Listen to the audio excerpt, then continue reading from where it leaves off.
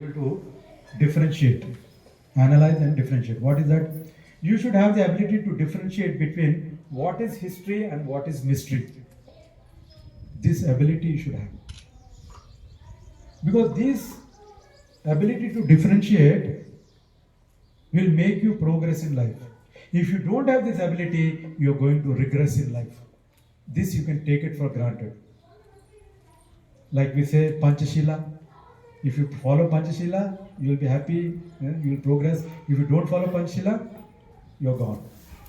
Similarly, we can say that if you don't have the ability to analyze and rationalize and differentiate these 5 things, you cannot progress in your life.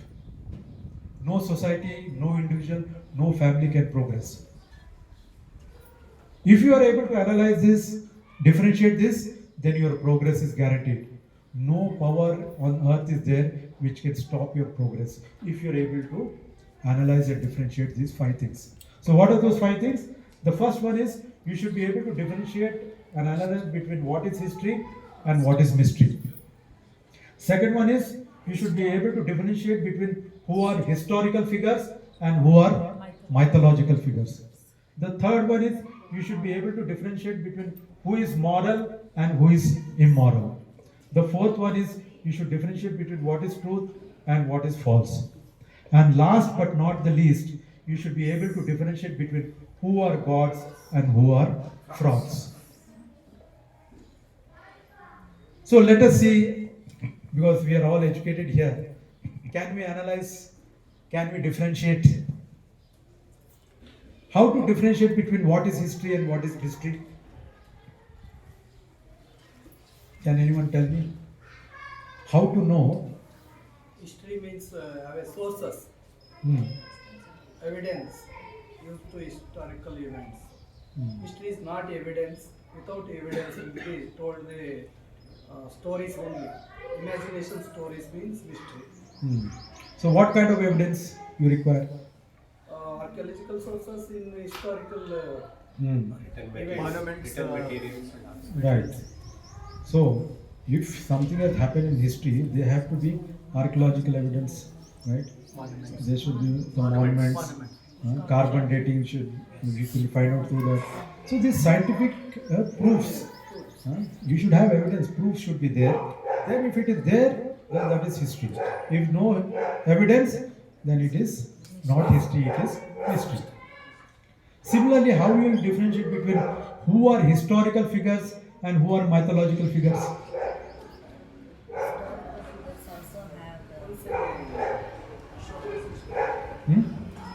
How do you know that this particular is a historical person or a mythological person? historical persons have a The one who creates the history is the historical person, the one who created by the people is a mythological. No, I am talking about how do you know that this person is a historical figure or a mythological figure? Created history means what? Anyone can create any history. But same logic, whatever evidences and Yeah, what evidence? Now for history you said archaeological evidence, carbon dating and all. So for this historical figure, what evidence? fathers, mother. scientifically done such a good works in this period. They are telling everyone historical figures. If you see mythological, they also said he has done very good. When the person himself is a mythology, they can add any number of good things to his character, Rationality is important. isn't it? Historical people are created by themselves, but mythological figures created by some people think. This is more a philosophical statement, not an evidential statement. So, like first history we said there should be archaeological evidence. That is clear. Similarly, second, to know who are historical figures, we should have biological evidence. Biological evidence. Right? If a person is there, there should be some father or mother. Right? And if he is born to human being, he should be human being. He cannot be half human and half animal. Can there be any being like that? No. So with that you can analyze, oh, half human, half animal. So that means this is not a historical figure, he is a mythological figure. That is one thing. Second thing is, they should be father and mother to give him birth. And that father and mother should be human beings. You cannot say the Surya came and therefore Surya Putra. The Chandra came and through that he got Chandra Putra. What is this? Vayu came and Vayu Putra. People are born like that. Then immediately you should know, okay, so these are all mythological figures, not historical figures. So this analyzing ability should be there. It is very simple. Yet, this much analyzing ability we don't have. We are worshipping any Tom, Dick and Harry, animals, half human beings without any biological evidence. No father, no mother, all mysterious fathers and mothers. Some is born to the fish. Someone says he was plowing the field and in the pot he found one being. Right? Let that being be XYZ. We are not interested in that. We are interested into the investigation. Is there any evidence in that which can be accepted? No biological evidence. No archaeological evidence.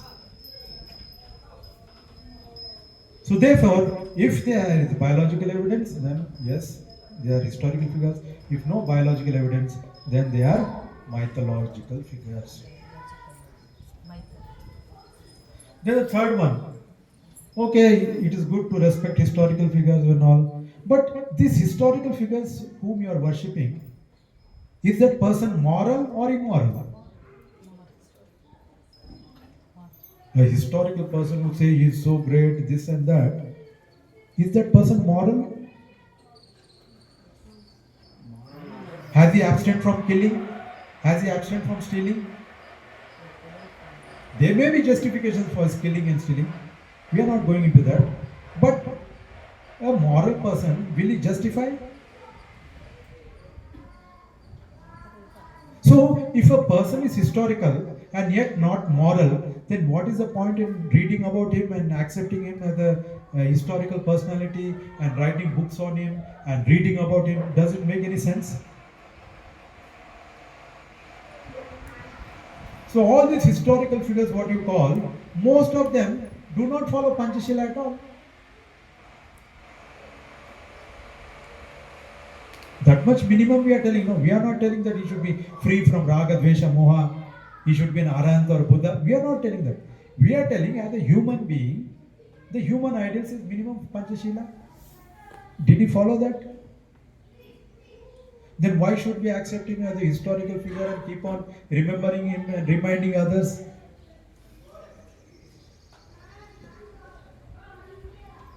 So just being historical figure is not enough. That historical figure, whether he was moral or immoral. So moral means, did he follow Panchashila? Immoral means, he did not follow Panchashila. This differentiation should be there. Do we differentiate like that? Even when you elect your representative, MP, MLA, do you judge by these terms whether he is moral or immoral? No. Then how do you expect that representative will be doing something good for you when he is not moral at all? What good he can do for you? You are just looking whether he belongs to my caste, my religion, my area, my relative. Whether he is giving me a bottle of liquor, 500 rupees. This is what you are judging. Is this moral? You are not moral, your leader is not moral. Then what do you expect? Why do you expect good things when you yourself are not moral and you are electing a leader who is immoral? How do you expect good things to happen in your life?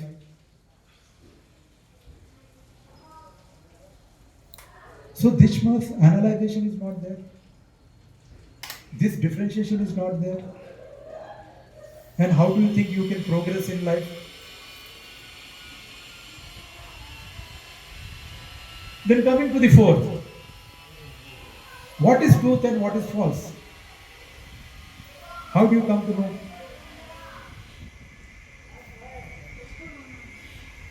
How do you come to know that a particular thing is a truth or false?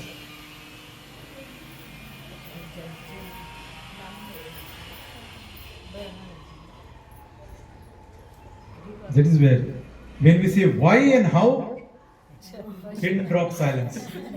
On the basis of the Just mugging up thing is okay for us in name of education. But the moment we talk in terms of why and how, we all become silent. Noble silence.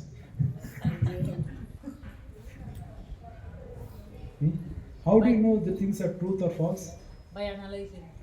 What? That's what I did. That is what we are doing now. On the basis of the Remains three. all the time. It will not change. That is the truth. No, this is all the single statement, philosophical statements. Huh? We are talking in terms of evidence, no? How do you know that this is truth or false? On the basis of the three.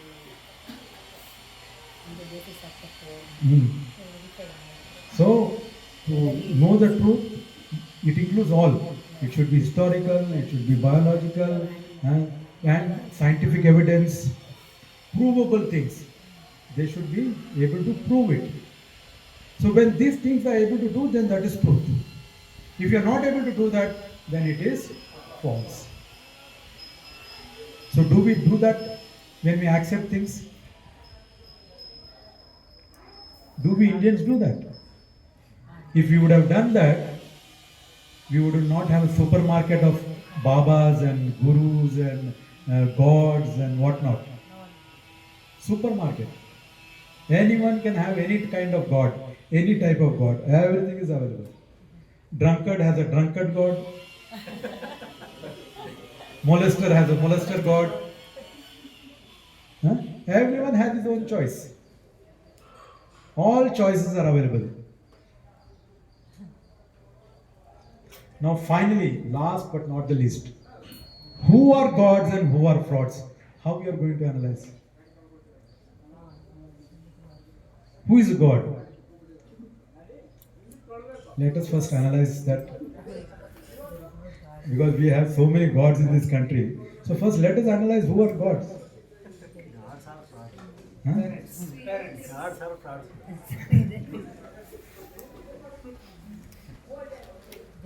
So who are these gods who are frauds?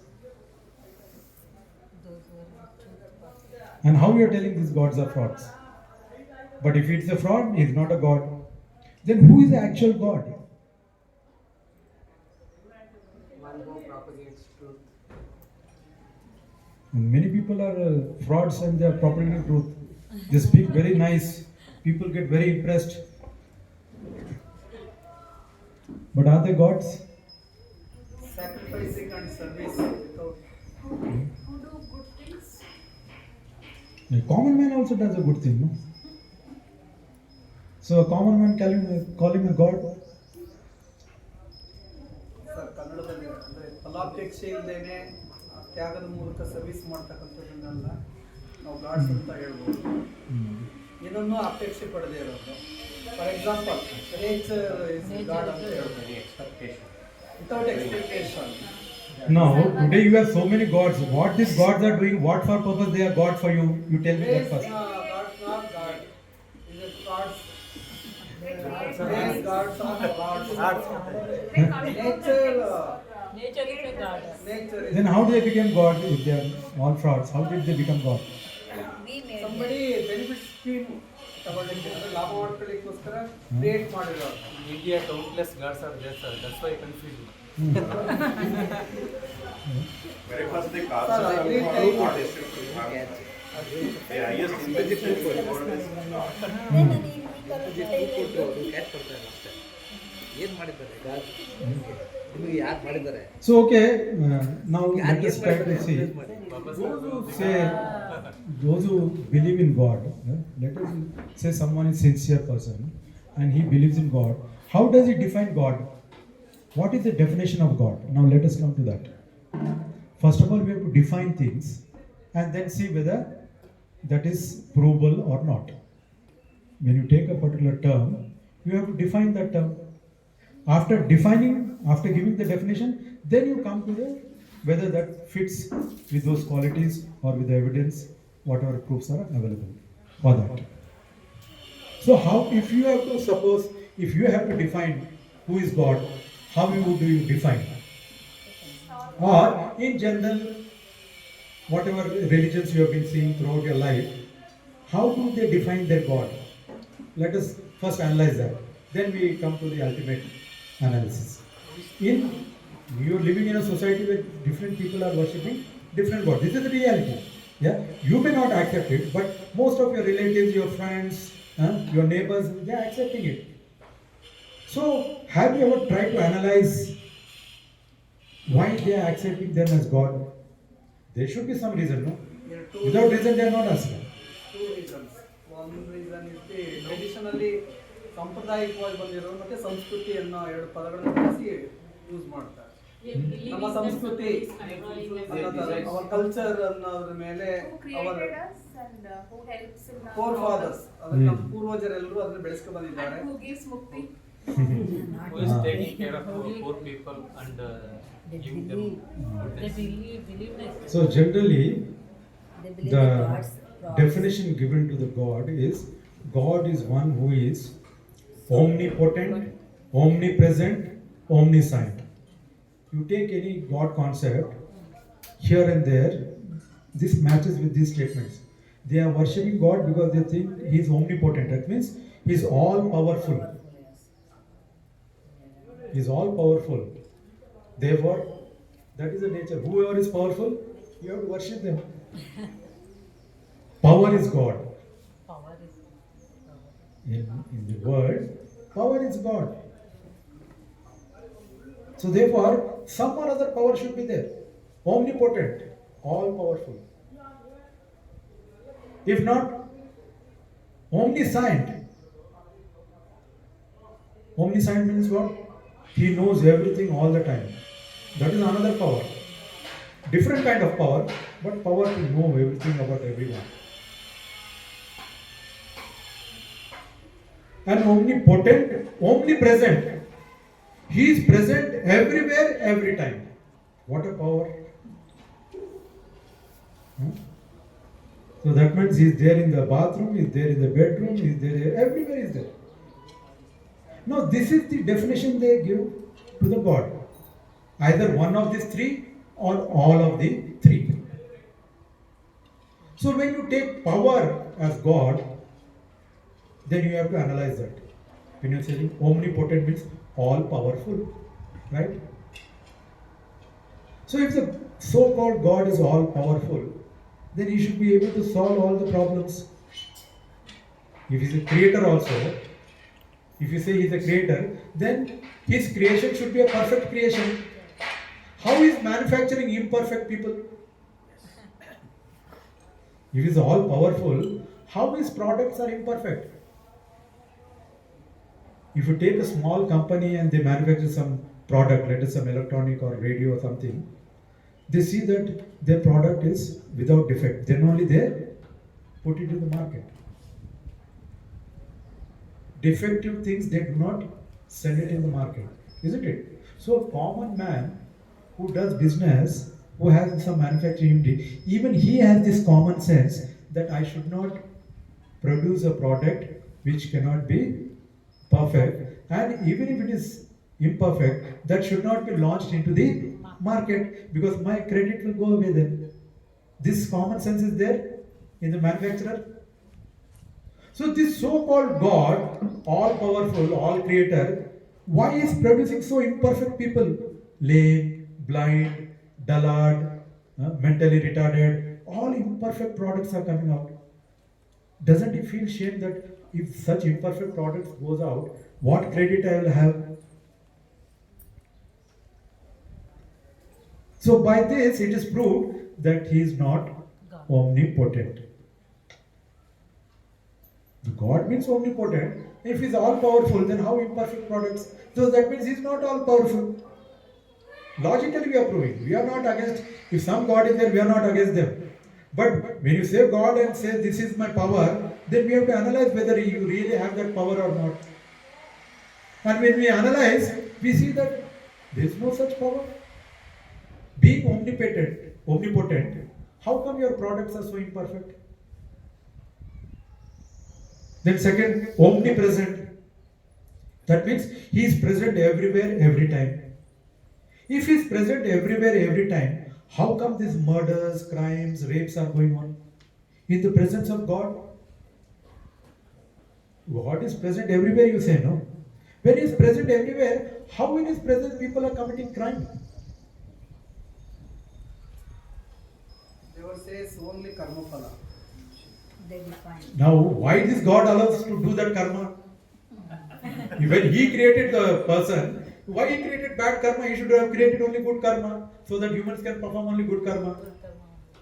Then what is the use of God? That means he is not creating perfect products. He doesn't know to create perfect product. A common man has to create perfect product in his market to launch, and a God doesn't know to create perfect product to launch in the world market. There is no God, only fraud.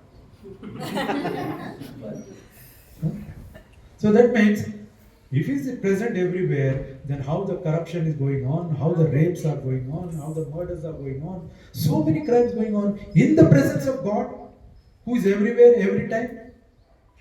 And he never comes to save them, never comes to give even evidence in the court.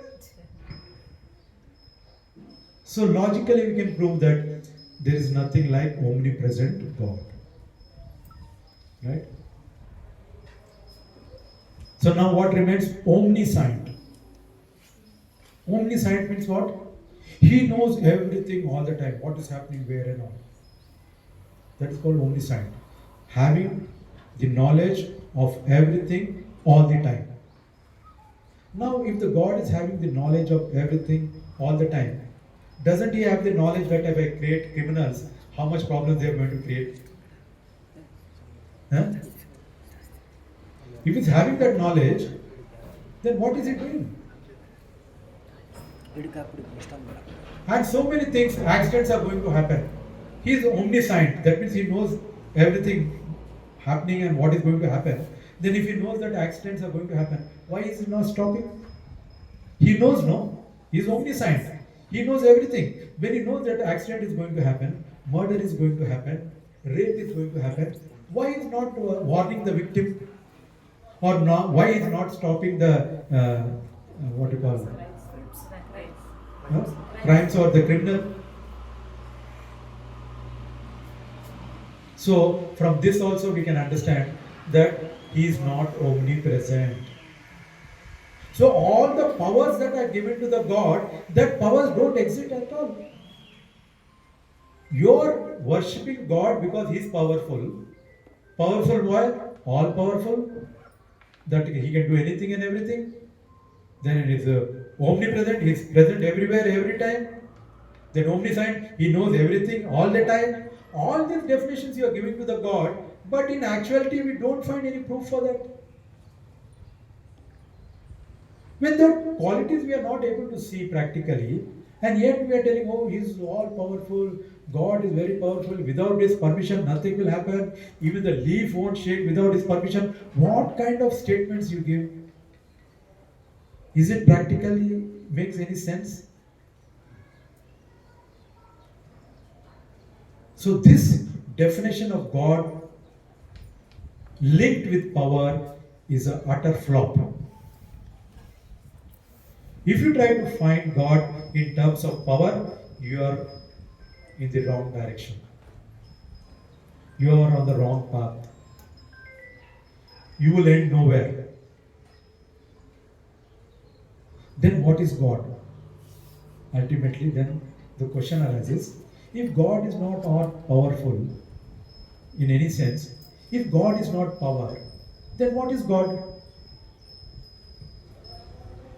See, normally for anything there should be power. Even in worldly sense, politician, engineer, doctor, IA, everything is in terms of power, no? So God is also seen in terms of power. If this God will protect me, this God will do that, this God will solve my problem. That means you are thinking that God has the power to do things. That means you are taking God in terms of power.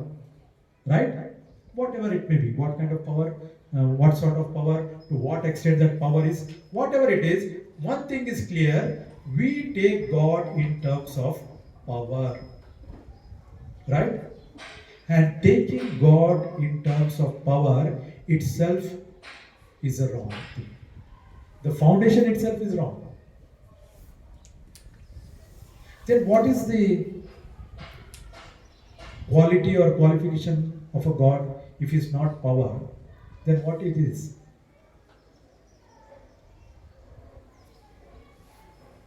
From all angles we have seen in terms of power. All the powers we have analyzed and we have seen that such power is not there. It is not working at all. It is not provable. There are no evidence for that God has such power.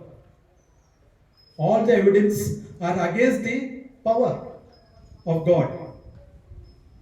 Then if all evidence are against the power of the God, then what is God? If he is not a power, now one thing is clear, God is not power, he doesn't have any power. Then if God has no power, then who is God? What for is God? Who is given to power for us? You only God.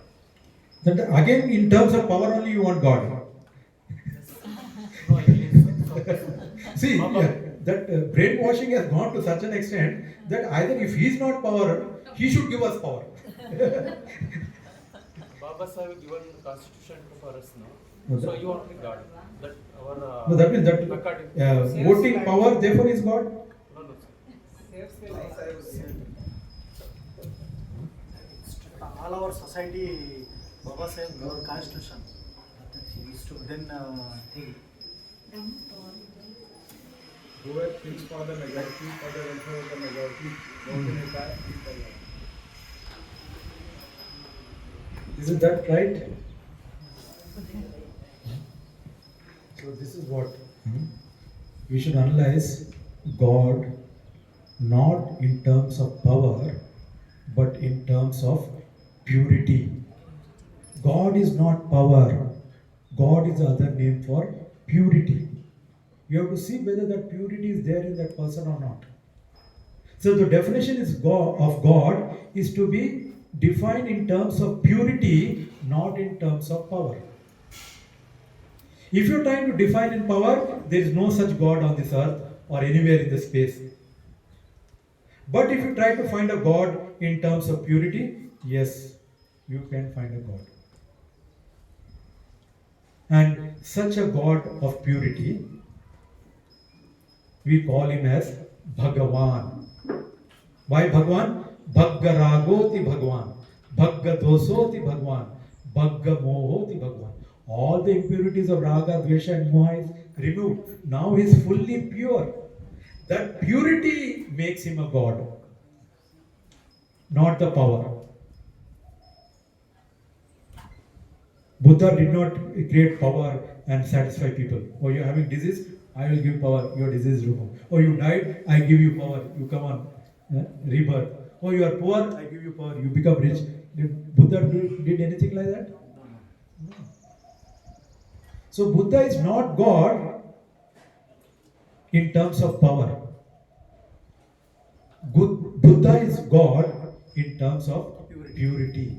So you can define a God only in terms of purity, not in terms of power. Unless this concept you understand, you are going to miss the train. Miss the train to progress, miss the train to Nibbana. And this is the problem with human beings. They are always trying to see a God who has power. They are not trying to see a God who has purity. To the extent he has purity, to that extent he is a God. If to the fullest extent he is pure, then it's to the fullest extent a God. So God should be defined in terms of purity, not in power. So whoever has purity, Bhaggarago, Bhaggadoso, Bhaggamohoti Bhagwan. So Bhagwan means God in our terminology. So who is the Bhagwan? Who is the God? A one who has Vitaraga, Vitadvesa, Vitamoha. That means no impurity at all. Now he is fully pure. So in terms of purity, Buddha is the God. And whoever doesn't have purity, and yet if he calls himself a God, then he is a fraud. Now you can clearly differentiate between who are gods and who are frauds. A person with purity is a god. A person without purity claiming himself as a god is a fraud. So in India, there are more frauds than gods. Do you agree? So now with this definition, you should look for God in future and convey this message to your relatives, to your friends. You see, we always fight, oh, there is no God, why you are worshiping them? Don't fight like that. Directly don't attack the God. You try to define what is God and you explain him. Does your God fit in this? Do you agree that God should have this quality? Any person with common sense will agree. He says, yes. We say God is powerful, but he is not able to solve my problem. My wife has this problem, my son died, my father happened like this, so many accidents, so many crimes. If you analyze like this and tell him, do you think God is powerful? He will agree, yes, no, God is powerful. But then you explain in terms of purity. Do you think a person who is pure, he can be called God? He will appreciate. So therefore, don't argue and fight with your relatives or friends in terms of statements. Don't give blank statements. Whenever you say something, go with evidence. Analyze first. Analyze him, describe him, give some evidence, give some proofs, and then leave the decision to him. Now you decide for yourself whether this person is God or not. So this way you can convince more people. Otherwise you will be just fighting and creating more enemies than friends. Right? So therefore, these 5 things is important to progress and bring happiness in our personal life and social life. So that means if it is a history, if it is a historical figure, if it is a moral, if it is truth, if there is purity, we should accept it. Whoever it may be, X, Y, Z, doesn't matter. But if it is a mystery, if they are mythological, if they are immoral, if it is false, and if they are frauds, then we should reject them. If this understanding we can develop, if these 5 qualities we develop, then we can progress as an individual, as a society, and as a nation. If we don't analyze in this way, you are going to regress and there is bound to be downfall. Right?